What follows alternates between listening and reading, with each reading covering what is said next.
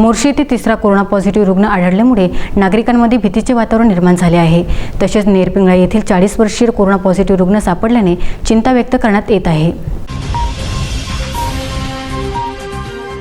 मोर्शी शहरात पुनर्वसन भागात तिसरा कोरोना पॉझिटिव्ह रुग्ण आढळून आल्याने खळबळ माजली आहे। तसेच नेरपिंगळा येथे 40 वर्षीय युवकाचा कोरोना अहवाल पॉझिटिव्ह आल्याने ग्रामीण भागात सुद्धा दहशत माजली आहे।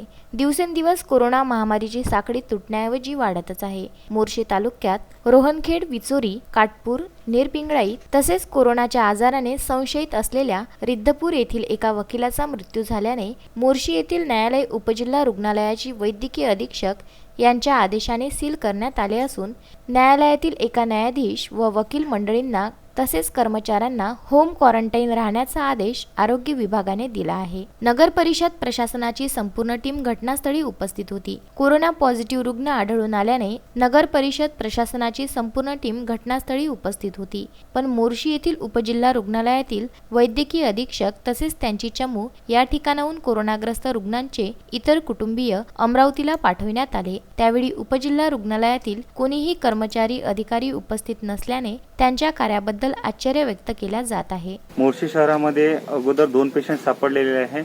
त्यांचा रिपोर्ट गुरुवारी रात्री प्राप्त झाला। त्यानुसार नगर परिषद प्रशासनाने आणि तहसील प्रशासनाने आपली कारवाई सुरू केली। शुक्रवारला आम्ही कारवाई करून तिथले 2 प्रभाग कंटेनमेंट झोन म्हणून घोषित केलेले आहे।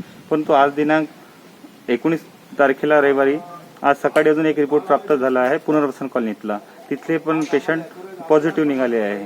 म्हणून मोर्शी शहरातील सर्व नागरिकांना माझी कडकडीची विनंती आहे की नागरिकांनी घरी राहा, सुरक्षित राहा, मास्कचा वापर करा, सॅनिटायझर वापर करा।